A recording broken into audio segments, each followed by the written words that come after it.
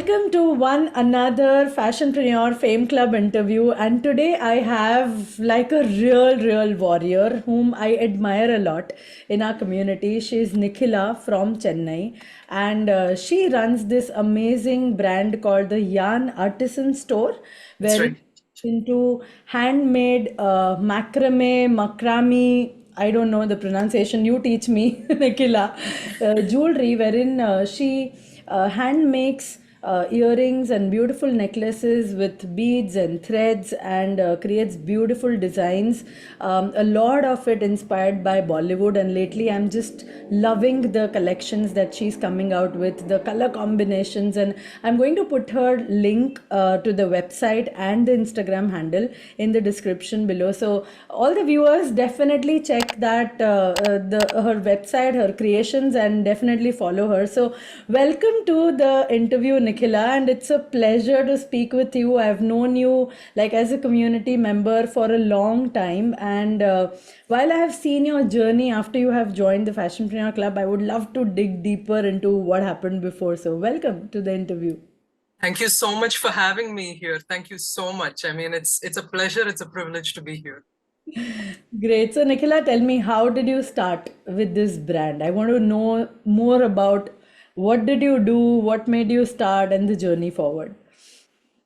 Okay, so here is a little bit of my history. So my background has been entirely in biology, so academics wise. So ever since school, that has been something that has come easily to me. I've been passionate about it. I've like followed it until my master's and everything. But on the side, I always had at least 3 or 4 hobbies going on all the time. I read a lot, and I like working with my hands. So I do a bit of crochet, and I was doing a bit of macrame. And macrame, like crochet and so many of my other hobbies, were taught to me by my mom.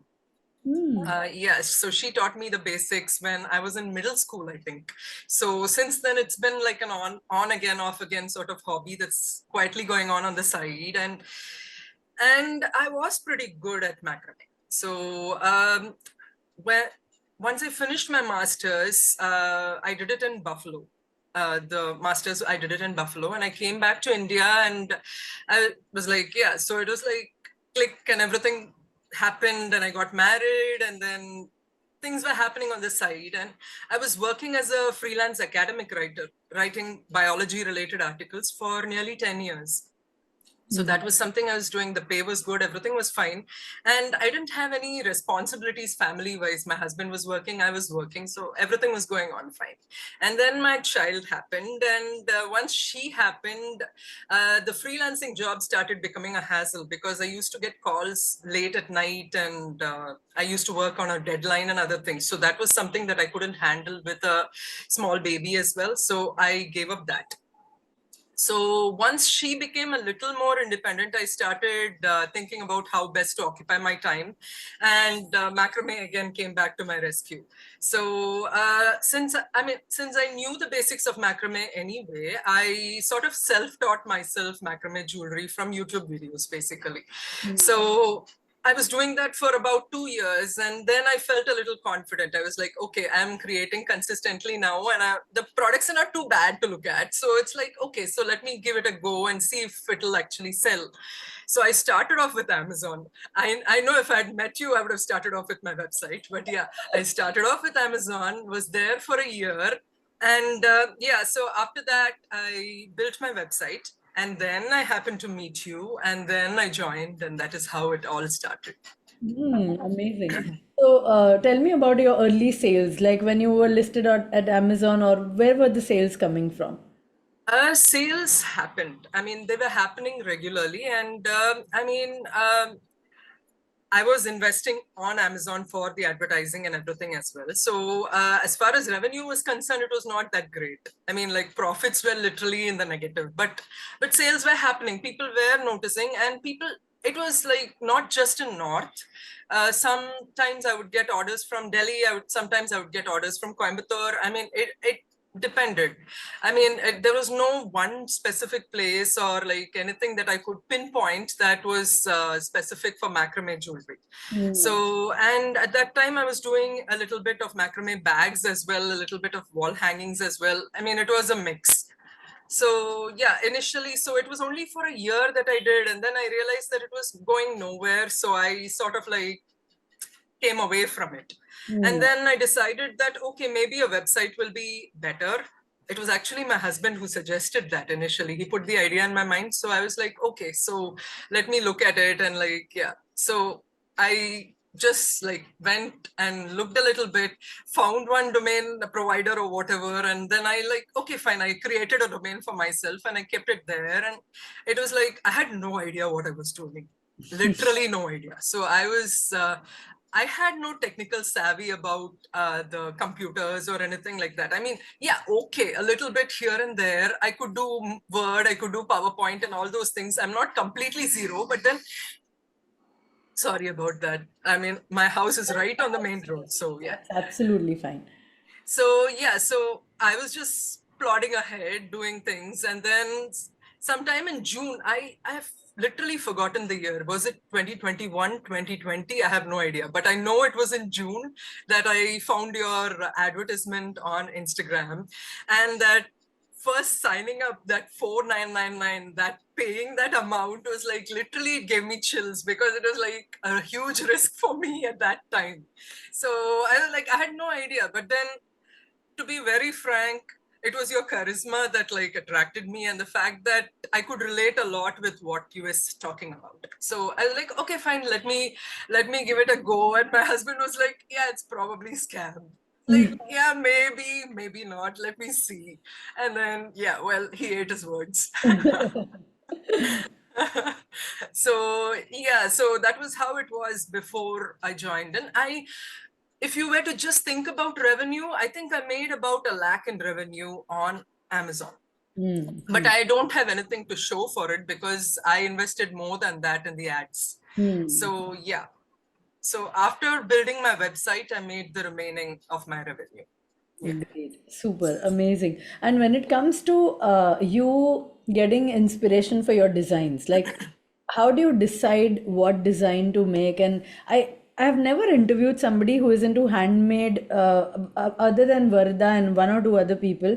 But I really want to know the behind the scenes of what makes you decide the color, the beads, the design. I know it's also your creativity, but tell me more about that. So like I said, I've been doing macrame jewelry since about 2018 something. So buying beads has been sort of like a weak point for me. I mean, like I look at Maybe beads because and I'm like, I go behind it for some time. Yeah. So yeah, so my mom is just like that. So when she comes in, it becomes really bad, you know. I mean, like we look at each other and we just splurge on beads.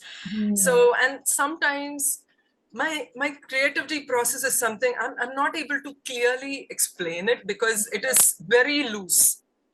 Sometimes I look at some color combination.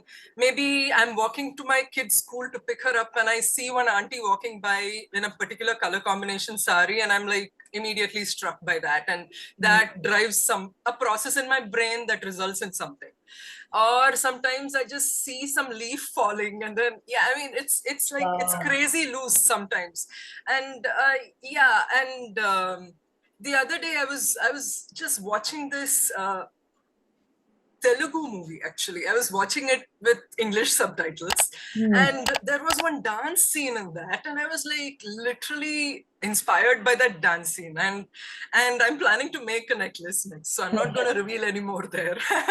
So yeah, so it was like, I mean, I'm so thankful to the universe, so thankful to God for giving me this gift, whatever it is, this skill or this talent or whatever. But sometimes the designs just come. I just sit at my table and let my hands take over, and sometimes they just come. Other times I have to like, draw it out on a piece of paper, and that gives me further ideas to do it. And I look at Pinterest for lots of inspiration when it comes to it, because there are so many other macrame artists out there, and they do such amazing work. And I look at that, and sometimes I get inspired by their designs, and I incorporate some elements from those in my jewelry as well. So it's been all self-taught, and it's been like I don't have any fixed way in which I design. Wow. Sometimes it just happens by itself, other times I have to like push ahead a little bit. Yeah, and So that that's called happens. creativity, right? Like in a way, it just comes, or it Yeah, becomes yeah, difficult, but it keeps yeah, flowing. So I know this, every session, Nikhila, your camera is on, thank you. and you have this effortless hands moving, and some threads that I keep seeing, and you are learning as well as working on your designs. And a lot of times I've seen you cuddling your child, your daughter, and then in some of the reels I've seen she's like on you, and you're still doing your macrame work, and you're learning or listening to something. Like sometimes I feel Nikhila makes it sound and see so effortless. Tell me, how do you manage all these things going together? um, with great difficulty.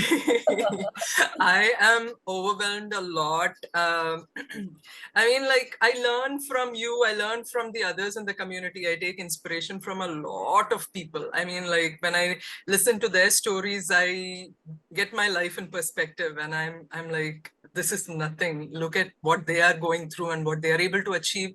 So you should be ashamed to be overwhelmed with what's happening in your life. So yeah, just put it aside and then just carry on. I mean, thinking about certain things, and from childhood I've been surrounded by strong women.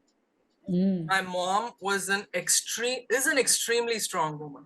I mean, she looks all soft outside, but then she's like seriously rock hard inside.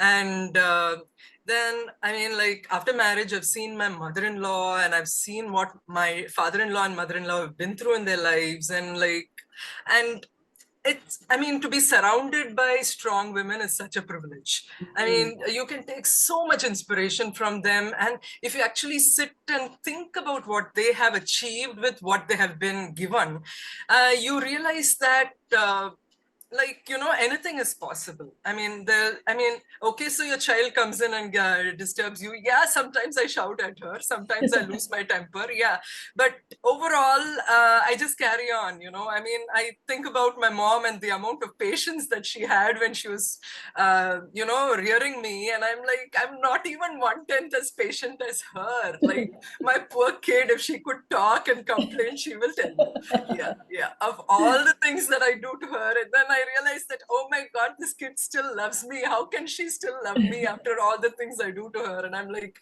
I should be a better person. So yeah.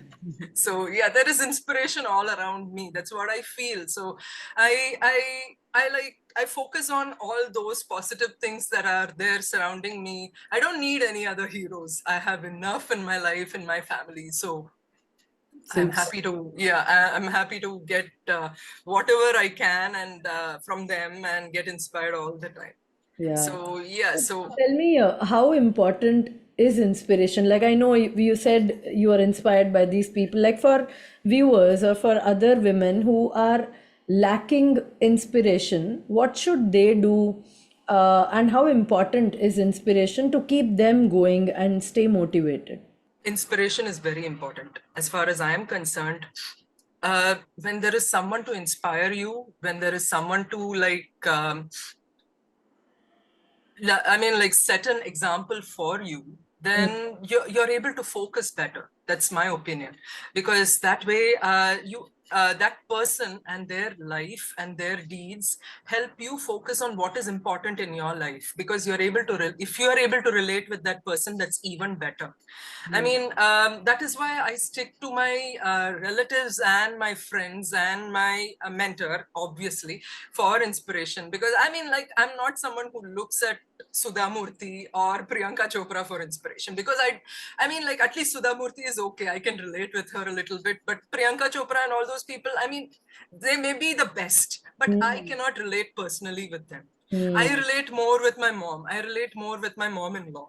So I mean, there is always going to be one person, at least in your life, whether living or dead, who has had some life experience that you can gain inspiration from. I truly believe that. And once that is a source of positive energy, and that is something that is not going to, like, drain away. You can always keep taking more and more energy from there, keep getting inspired. Just that remembrance, just that memory of that person or that deed, what they did, can keep bringing in more and more positive energy. And that energy can become inspiration for you and help you to focus, to do whatever you have to do at that point. Love this. That's my opinion. Yeah, no, and I totally agree. Like when you said, like big celebrities, yes, we are inspired when we hear the story, but we can't keep on drawing energy from there. Like I think I agree with what you said. It's like one time inspiration, but then I'm sure there are people in and around whom we know and respect, and we can keep drawing that energy and inspiration through their experiences overall. So love this, and that helps us focus. Great perspective, Nikhila. Thank you so Thank much. you. And tell me, you make your own jewelry and then That's you sell. So we have spoken about this in our sessions multiple times, that when you are making it, a lot of your time goes in making and then you have to sell it. So overall, what challenges do you face in this arrangement of you making the products and selling it? The biggest challenge that I've had to face and slowly overcome has been me, basically. So, so I am the biggest constraint in my business. That's something that I've realized. I mean, considering that I am a creator as well, I have realized that my time is the major constraint. I mean, that is the thing that is like stopping me from doing any more, or like more than what I'm doing at any given time. So yeah, like you say, creating the pieces, that is a challenge in itself, because you have to come up with new things, and then marketing something and then selling it and then talking to the customers, and all this while not being able to get enough reach. That is also like, that's a huge challenge. So the thing that I have becoming self-aware that this is the problem has been a game changer, has been the thing that I needed to take the next step. So you have said this so many times in the meetings and everything, that a creator should also have some curated collections. So that is something that I've started doing. So for the past 3 months, I have started creating or curating a small collection. I've been like finding vendors, and I've been curating as well on the side. So right now my website has about 10% of the jewelry that I show on my website are made from there. Everything is handmade, but 10% is not made by me. It's made by other karigars in different parts of India. So that is something that I look at it. Initially, I used to think, oh my God, I am marketing myself as someone who's creating and customizing jewelry. And then on the side, I've started like, curating it as well. I was feeling a little guilty. I was thinking that this is sort of like, adulterating what I'm standing for or something like that. And then I realized at the end of the day, what it means is that I'm still standing for handcrafted. I'm still standing for macrame jewelry. I'm still standing for things that have been made by karigars, things that have been made from scratch. So, and now the way I look at it is I'm able to support some other people as well as part of my business. That is the mindset shift that has happened. So yeah, I mean, at the end of the day, if it's going to increase my revenue, so be it. But I am also happy that in my small little way, I'm able to like do something for someone else, and not just for me. And that is good. That's a great feeling. Super amazing. And I think what you said, like being self-aware that, yeah, it is going to take time, or I am the one who is creating and then selling. So I think people who are creators, what your advice to them would be in terms of speed, because I've seen a lot of people who are creators, they also want to grow very quickly. And somewhere people fail to understand that it's going to take time because you are taking time to create the products, unlike somebody who is getting the products, curating it and selling it. Of Yes. course the inventory turnover is going to be very very fast.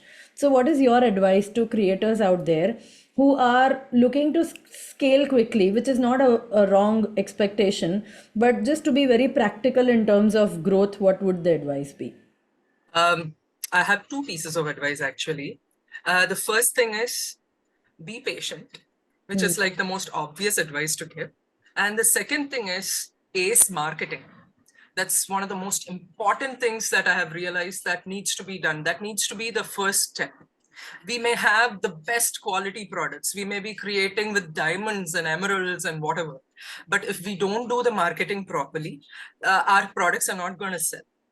So the first thing, even before creating a product variety, I would say ace marketing. Reach as many people as you can and continue reaching people. If initially, obviously, it's going to be slow. It's going to be a gradual process. You will increase reach over time only.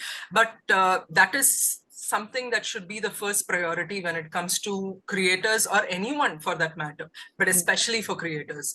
So if you can, and I feel that creators have a really good advantage for I mean, like making their products more visible because they can actually show the process. They can show the thing that's happening in their head from that creation to the execution process is something that they can show. That is the process that needs to be shown in a particular format for mass appeal. That format is what people need to figure out. That is what took me all this time to figure out. So yeah, so once a creator figures that out, that this is the format that works and this is what makes people like my reel or content or whatever, then we need to dogmatically stick to that format and keep doing the same thing over and over again. Once we invent the wheel, we don't have to reinvent it. Now we have to keep going with that over and over again and keep growing that way. Because once you get the reach, do not let that go. Just keep going that way. That's what I would advise anyone else. And once you're there, then automatically you'll start having people give inquire about different things. And once they start inquiring, that is when you're starting to get data. You're starting to get customer requirements right there, because that's what we want to know, right? We want a customer avatar. So for that, we need the needs, wants, and desires. So when the customers start, when your content reaches, the customers start coming in with their requirements. And when they start requiring, then you can cater to those specific requirements and grow even more. So Yeah. everything starts with marketing. That's what I feel. And once you ace that, you can ace everything else. Absolutely, so well said. Especially like any business, marketing is important, but especially for online, it's even more important because one, that data that we keep speaking about, and there's so much that you can get insights from and keep on improving. So you've been speaking about marketing. Tell us about the reels that have started going viral or reaching out to. So I would really want, Nikhila, I've seen you consistently work on Instagram for over a year, and suddenly you found out that format that you were talking about, and then things started shifting. So take us through your Instagram journey, like very quickly, that you were putting in efforts and then what shifted and then now you're seeing the reach. So initially, I was like, when I started Instagram, I started it after just before joining your community, because through Instagram only I came to know about you. So at that time, I was not consistent. I didn't know about Instagram and about how I can use it to market my items. For me, it was a social media platform, and social media, I mean, I didn't know what social media was at that time. Let me put it that way. So initially, I went through the courses, and I did it as per you do it, right? So you take photographs, you put it up, and you create small videos and put it up. So initially my videos were pathetic. Yeah, my photographs were pretty bad. And and my attempts were not great, but I was still doing it because there is no other way to gain perfection without doing the thing over and over again, right? So I was just doing it. I was like, one thing I was never scared of was the camera. I can face the camera. That's okay. I'm okay with, facing people and talking with them. So that worked in my favor. I'm so thankful for that. So appearing on camera was not a problem. But my content, maybe it was not good enough. It was boring for people. It was not something that was, I thought it had value, but it was not valuable to the people who were watching it. So what shifted was basically this customer from Pune. She messaged me through Instagram and sent me a photograph of Tamanna wearing that particular woven necklace and asked me if I could make a macrame necklace like that. I had never done something like that before. And I was like, yeah, potential customer, of course I'm going to say yes. So I said yes. So yeah, so she said, okay, then we talked about possible pricing and everything. And then she said she'll come back in a month. So I was like, okay, maybe the price was too much. That is the last time I'm going to hear from her. But then she came back after a month. She came back and she said, yeah, that was a surprise to me too. She came back after a month and she said, yeah, so if you remember me, this is what we discussed and everything. I was like, yeah, definitely, I'll make it for you. So it was a risk that I put in because I was like, I didn't have any thing about that particular design. So I just went ahead and did it and it turned out fine, thankfully. And she loved it. And while I was making it just this thought happened that, okay, fine. So while I'm making it, I'll just take a few videos and put it together as a reel. And nothing happened for 2 weeks. So I was like, fine, okay. So it was like the same 200, 250. That was what happened. Views. So I put it up on October 31st and till November 14th, nothing happened. And then after that, it just went up. It just kept on. It was like an avalanche. It was like just built up momentum. And it was a series of 4 reels that I put in and all of them got reach. And I was so happy that when that happened, I was like, oh my God. And then the follower count started increasing. And every 5 minutes I'll go and check Instagram and then it would have jumped up. And I was like, oh my God. Yeah. It was crazy. That was like, oh my God, I was on such a high. I was going crazy. Then I was like, okay, maybe this format will work. And I tried it again with another necklace design with Ramya Krishnan, and it worked again. Then I was like, okay, fine, great, it's working. So I tried it again with Trisha and it worked again. So I was like, great. So this is my format. It's worked 3 times. It's going to keep working. So thank God for that. Yeah. Wow, amazing. And what's the highest views in any of your reels that you have so far? 3.6 million. 3.6 million. Wow, amazing. I'm so glad to see Thank this you. progress. And I think, Nikhila, there are people who, from the very start, I know that the energy is to never give up. Like, come what may, just continue to do. And as you rightly said, like to get perfection, there's no other way but to repeatedly doing those mistakes again and again, and then realizing, okay, this is a mistake, then this might work. So, very happy to know the journey so far. And did you get more inquiries from other customers when your reach started increasing? How Oh did yeah. Oh yeah. I mean, like now I'm very busy on Instagram most of the time. Yeah. So it's like I was doing paid marketing, and then I was having a little bit of a financial hitch. So I was like I had to pause it. But then this took this off, and work? then yeah. So it was almost as if there was nothing going on there.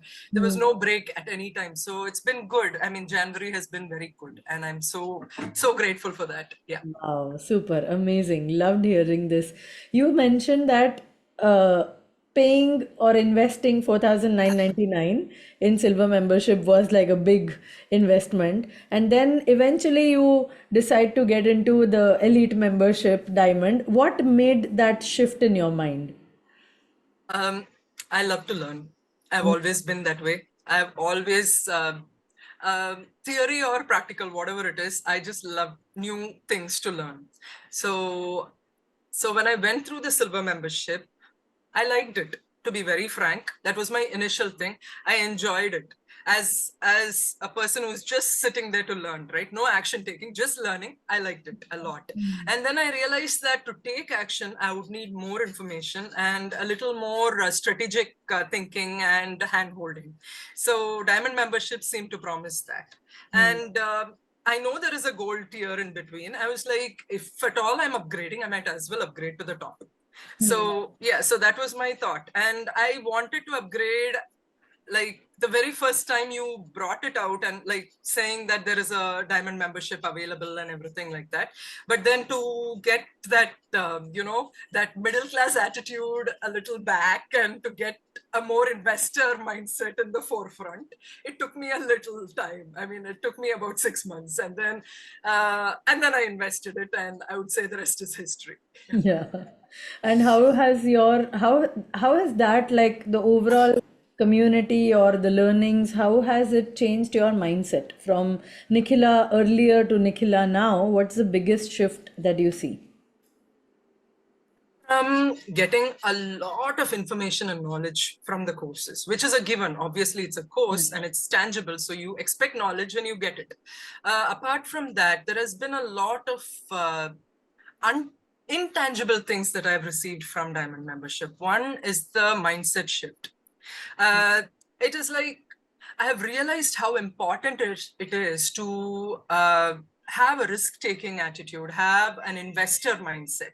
Like realize that when you're investing money and you're investing it in a wise manner, in a logical way, after thinking it through when you're investing it, then you have to be a little patient and the rewards will come out. So since childhood, I mean, like being from a very conservative middle class family, we have always counted our pennies, I mean, like, okay, so we are putting in 10 rupees. Are we getting the value for that 10 rupees? That has been the first thing in your mind. And in my mind, growing up, it has been drummed into me since childhood. So even like putting in some extra money, hoping that it'll come, that hope, that has never been a sort of a thing that was nurtured. It was always like you put it in, immediately value has to come out. That has been like the mindset throughout. And shifting from there to like, taking the risk, waiting, being patient for that rewards to come has been the biggest learning that I've had as far as the mindset is concerned.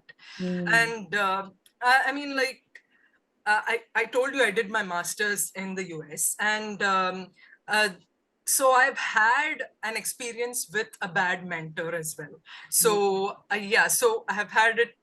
I mean, personally, I've had an experience with a bad mentor, and so I knew what it was to be a bad mentor and how much it can affect the mentee's life and the decisions that they take and everything, and the guilt that they go through and everything. I've been through that journey personally, and it has taken me nearly 5 years to get over that guilt and everything. So I've been through that journey.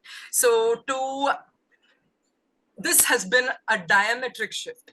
I mean, like the mentorship that I have from this community, not just from you. You are there on the background, like this sort of fairy person on the back of my shoulder, once in a while sending in a message for me, to perk me up and keep me, going.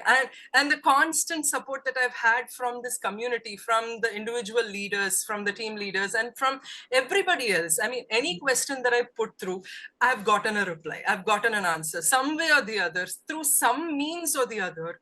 I have gotten a response for whatever doubt I've had. And this level of mentorship I have gained only from the Diamond membership. And I'm so grateful for that, because when I came here, I was zero in business and in mindset and all that sort of things. I mean, what it takes to be a businesswoman is something that is not just the theory, right? There's so much more to learn to have that business mindset. It's not just buying and selling. So yeah, and that for me, this community has helped, and it's helping me, and I'm sure it is going to continue helping me. I am not letting you go. Yeah, absolutely amazing. And I think it's a very powerful space that all of us we contribute to, right? As I always say now, it's beyond just me, because we all are leaders in our own space, in our own thinking, in our own mistakes we have led to fall. True. and help others come out of the mess that they are about to get into. So, thank you so much, Nikhila, for also contributing and making this space so amazing for others as well, who look up to your journey and then they start their own journey. If you have to sum up your entire entrepreneurship, like right from the day you started on Amazon up until today, your top three learnings, what would that be? Like your biggest takeaways from being an entrepreneur? Uh, um, Endless learnings. yeah, I mean, like I said earlier, marketing is the most important thing for me. I have that is what has been my personal learning. Marketing is the most important thing. So some way or the other, it is up to us to learn and be an ace at it. Mm, So, and the second thing that I've seen is that you have to be very quick in action taking. mm, Yeah, I mean, like as quick as you can. I mean, obviously, quick is subjective to different people, and yeah, depends on a lot of things. But then, if you can do it today, get it done now.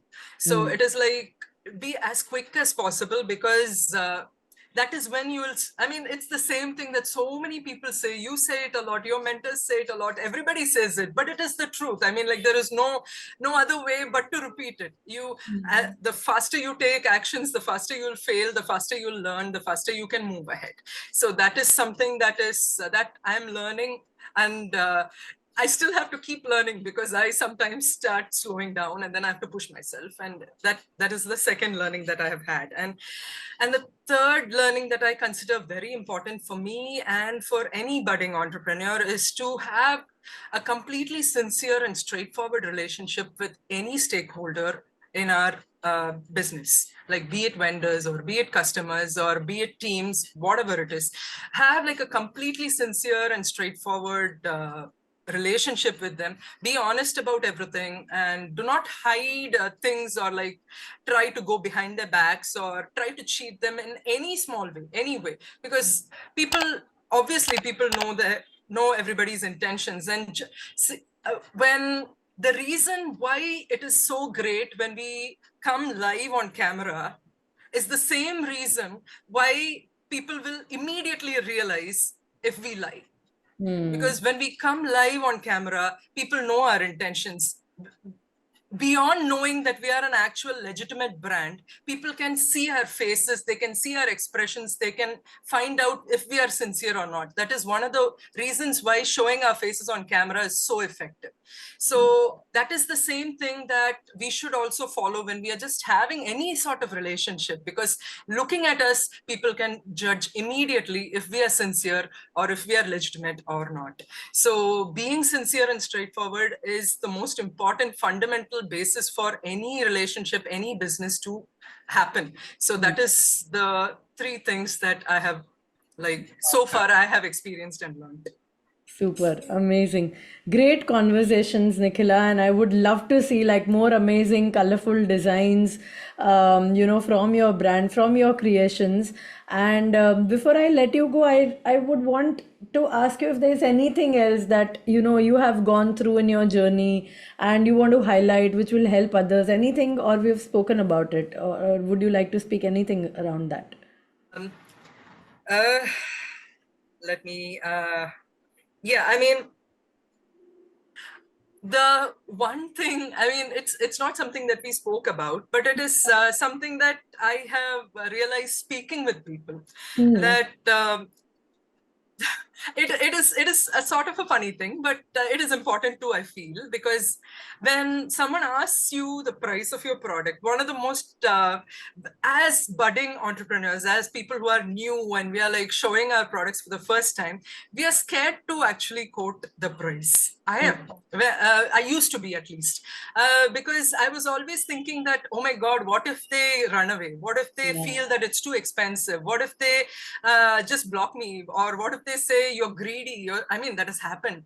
But Yeah. what if they say all that? And that was one of the reasons why I used to be a little hesitant to actually quote the actual price. I would sometimes reduce the price and say it. And then I realized that whatever price I quoted, some set of people purchased it. Other others did not. So I was like, why should I be scared anymore? So I'm not scared anymore. I just go ahead and quote it. If you want it, purchase it. If someone really likes your product and really feels there is value in them, regardless of the price, they will try you out. At least they will come on your website and check out your products. Even that is a win. So that is what I've realized. I mean, like, let us be confident when we are quoting prices to customers, because that has been like it is an aside sort of a thing. It is not like part of the main thing or something, but this is something that I have realized that I should do, and I've started doing that. And I feel that when I quote it confidently, people feel that, oh yeah, okay, so there is value in her products. So I'm like, yeah, so go for it. So I'm like, okay, so that is something that I need to, like, work on and keep going. So never reduce the price for the sake of a customer.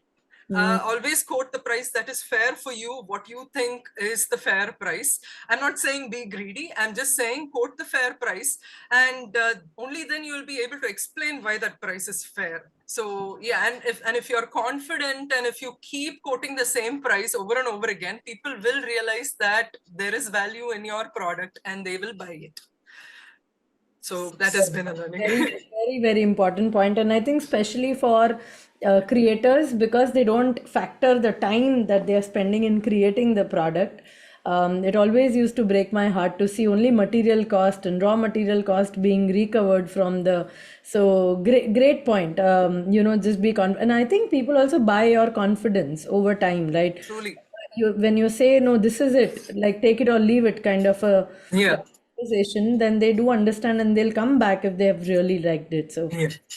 great tips, great conversation, Nikhila. It's a pleasure to speak with you, and I'm so glad that knowing you for so long on that camera, I've had the opportunity to have a long conversation with you and know your journey. And I never knew that you were into biology and writing articles, freelancing for 10 years. So from biology to now, creating your own designs and selling, and I'm sure your family is so proud. Yeah, I have the world's best family. They've been super supportive. My husband is my rock. So yeah, I mean, like, yeah, behind me, he will always be there. So yeah, so whatever comes, my success is completely dependent on my family. So I'm super happy and so glad that I'm one of those privileged people who have like an amazing supportive family. Super. Thank you so much, Nikhila. Wish you more and more power, and looking forward to see the Yarn Artisan Store growing by many, many folds. You will see that. Thank you so much. It has been a privilege talking to you. Same here. Thank you so much, Nikhila. Have a lovely day. You too. Bye-bye.